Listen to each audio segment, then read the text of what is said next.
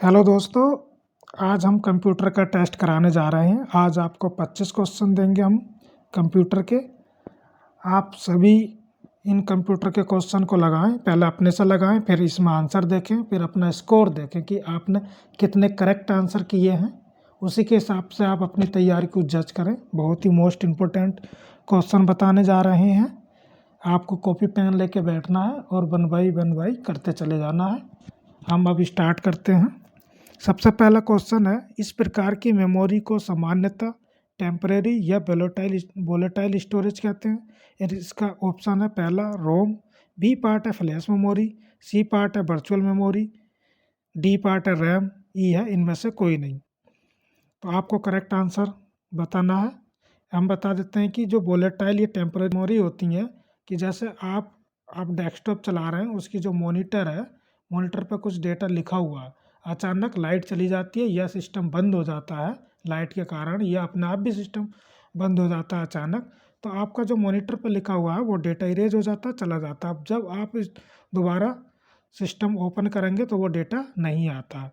ऐसी जो मेमोरी होती हैं वो वोलेटाइल मेमोरी होती हैं। नॉन वोलेटाइल मेमोरी को कहते हैं परमानेंट मेमोरी, जो आपने डेटा एक बार सेव कर दिया और उसके बाद वो इरेज नहीं होता है जब तक कि आप खुद ना करें। ठीक है, वो होती है हमारी नॉन वोलेटाइल मेमोरी। अब इसका जो करेक्ट आंसर है वो है डी पार्ट रैम। ठीक है, न पूछिए वोलेटाइल मेमोरी। अगर ये पूछता नॉन वोलेटाइल तो उसका ऑप्शन होता रोम। ठीक, हम इसकी फुल फॉर्म भी बता देते हैं। रैम की होती है रैंडम एक्सेस मेमोरी, रोम की होती है हमारी रीड ओनली मेमोरी। अब आते हैं हम दूसरे क्वेश्चन पर। स्क्रीन को होल्ड करने वाला इक्विपमेंट कौन सा है? इसका जो ऑप्शन है वीडियो, तो दो B option desktop, C option है मॉडेम, डी ऑप्शन है मॉनिटर, ई ऑप्शन हमारा इनमें से कोई नहीं। तो इसका जो करेक्ट आंसर है वो है डेस्कटॉप। अब हम तीसरे क्वेश्चन की तरफ चलते हैं। फार्म करने के लिए पर्सनल कंप्यूटरों को एक साथ कनेक्ट किया जा सकता है। सर्वर के द्वारा, बी है सुपर कंप्यूटर के द्वारा, सी है नेटवर्क के द्वारा, डी है इंटरप्राइज के द्वारा, ई है इनमें से कोई नहीं। इसका जो सही आंसर है वो है नेटवर्क। ठीक है, नेटवर्क के द्वारा ही आप काफ़ी कंप्यूटर एक दूसरे से कनेक्ट कर सकते हैं। हमारा जो चौथा क्वेश्चन है, डैश में स्पेसिफिक नियम और शब्द होते हैं जो एल्गोरिथम के लॉजिकल स्टेप्स व्यक्त करते हैं।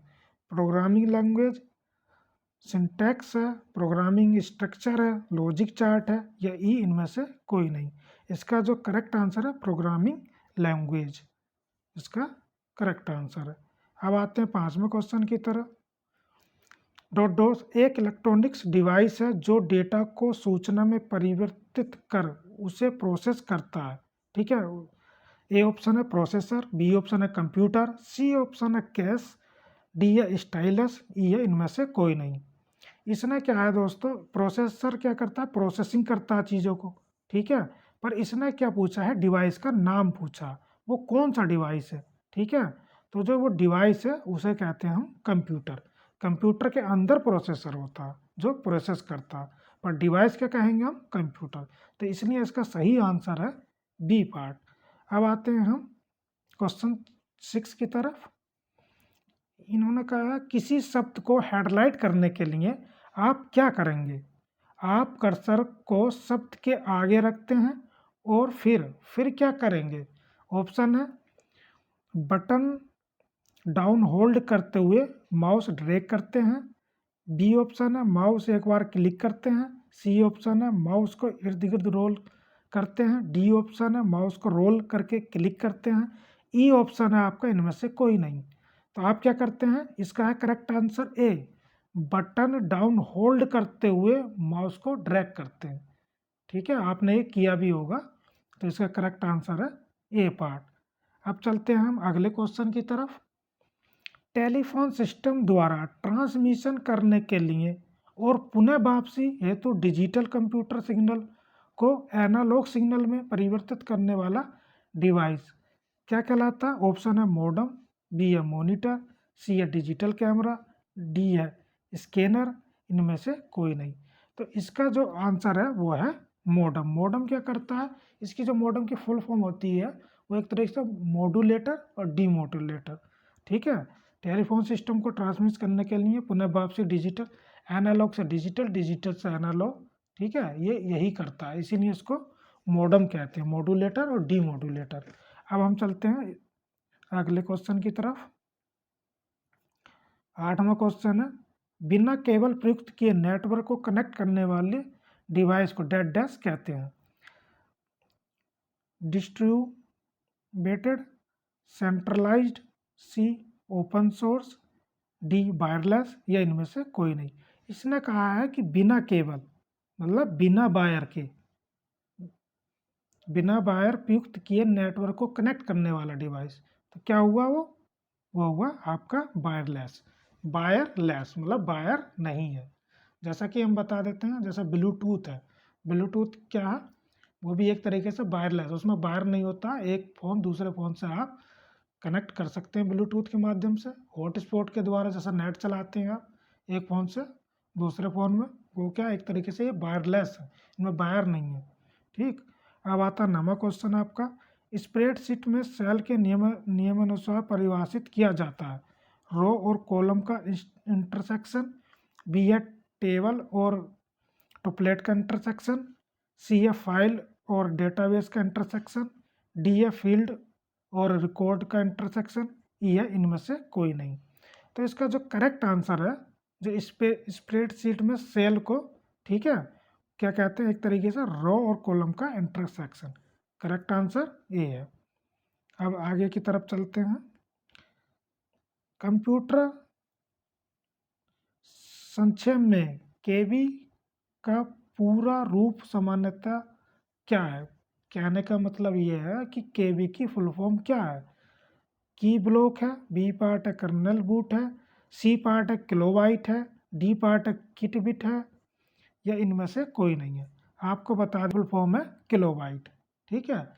ऐसे ही आता आपका एमबी, ठीक, बता देते हैं आपको एमबी, फिर होता है जीबी, ठीक है, उसके बाद टीबी, ठीक है। इसकी है मेगाबाइट, एमबी की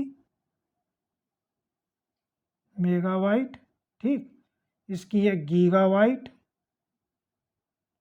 इसकी है टेराबाइट, ठीक है दोस्तों, ये टेराबाइट लिख लीजिए।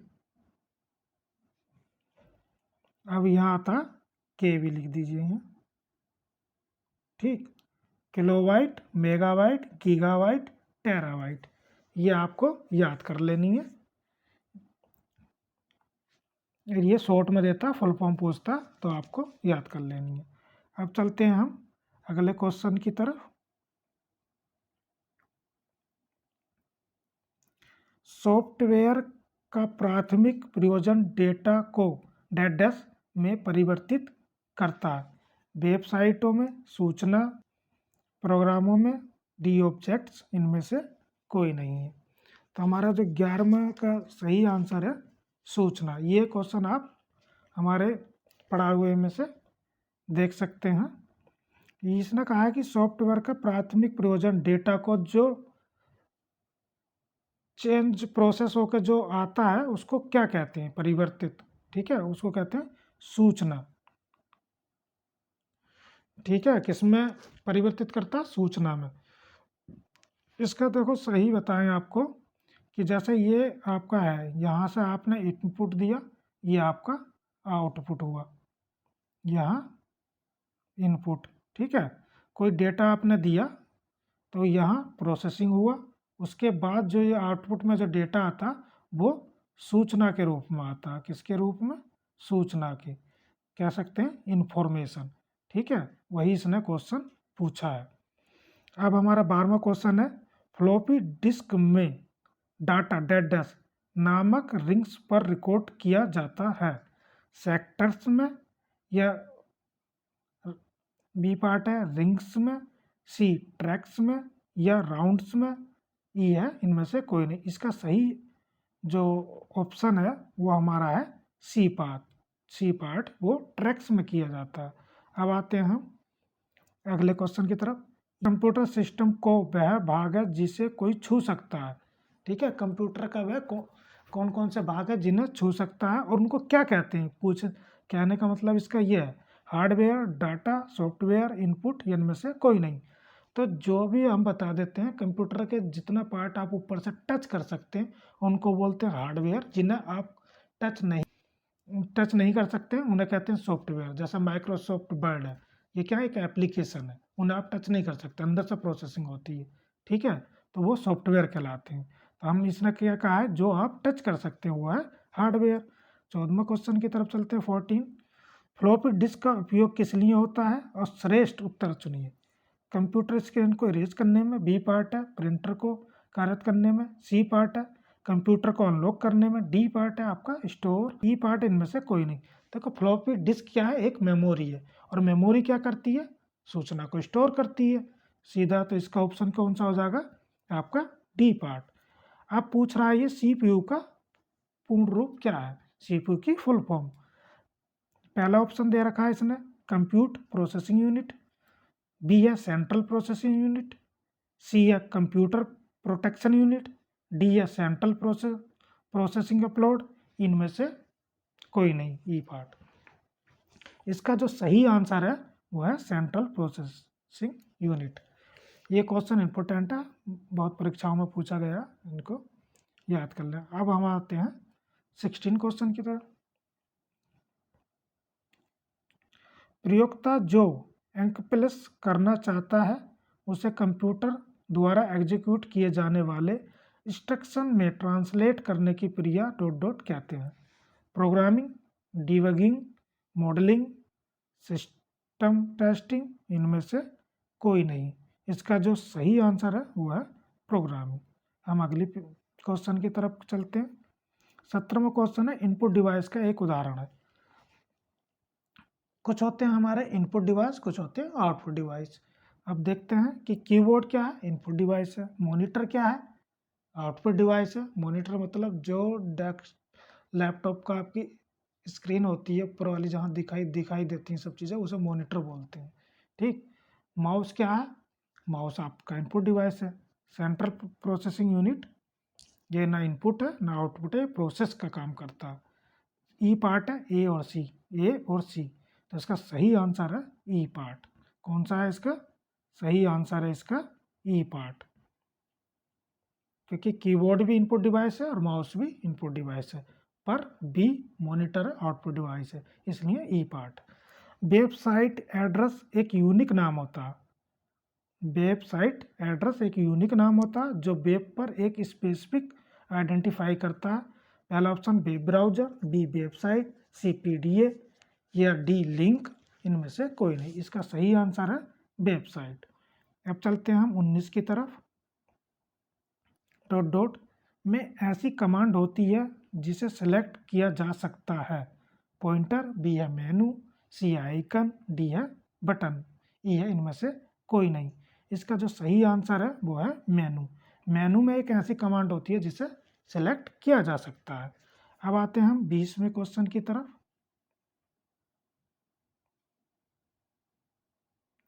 वर्ड प्रोसेसिंग प्रोग्रामों द्वारा किस प्रकार की फाइल क्रिएट की जाती है। Database file, storage file, worksheet file, documents file, इनमें से कोई नहीं। तो वर्ड प्रोसेसिंग प्रोग्राम द्वारा कौन सी फाइल की जाती है, डॉक्यूमेंट्स फाइल। जो आप बनाते हैं डॉक्यूमेंट्स के लिए, वो फाइल आपकी तैयार की जाती है। 21वां क्वेश्चन है, किसी विद्यमान डॉक्यूमेंट्स में परिवर्तित करने को डैश कहते हैं। ए पार्ट है एडिटिंग, बी पार्ट है क्रिएटिंग, ठीक है, सी पार्ट है मॉडिफाइंग, डी पार्ट है एडजस्टिंग, ई पार्ट है इनमें से कोई नहीं।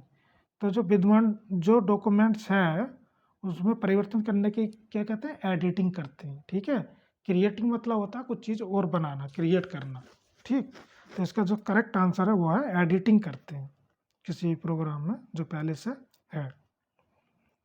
अब आते हैं 22वें क्वेश्चन की तरफ। आपको कंप्यूटर का एवरीथिंग कंपोनेंट या तो डैश होता है।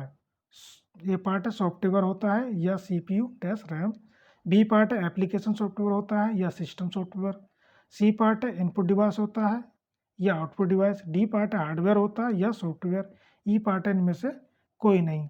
इसका जो करेक्ट आंसर है वो है डी, हार्डवेयर होता और या सॉफ्टवेयर होता है।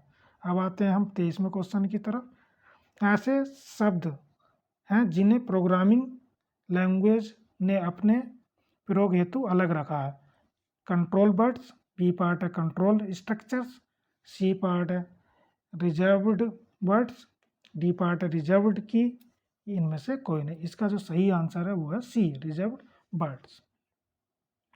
हमारा 23 का है सी। अब चलते हैं 24 क्वेश्चन की तरफ। टैप ड्राइव डेटा को डैश डैश एक्सेस ऑफर करता है, टाइमली, स्पोरेडिक, रैंडम या सिक्वेंशियल, इनमें से ई पार्ट है इनमें से कोई नहीं। तो 24 का हमारा है सिक्वेंशियल, डी पार्ट। 25वां क्वेश्चन है हमारा, रैम की फुल फॉर्म क्या है या पूरा रूप क्या है। इसका random access memory A part, B part में है registered application module, C part है हमारा real time access memory, D है रिमोट एक्सेस मशीन, ई है हमारा इनमें से कोई नहीं। इसका जो सही आंसर है हम पहले ही क्वेश्चन में बता चुके हैं, random access memory A part. दोस्तों आप देख लेना कि आपका कितना स्कोर आया, कितने क्वेश्चन ठीक हैं। इसका जल्दी हम दूसरा पार्ट अपलोड कर देंगे और आपको उसी हिसाब से आपकी तैयारी करनी है कि जिस हिसाब से आपका स्कोर आया है।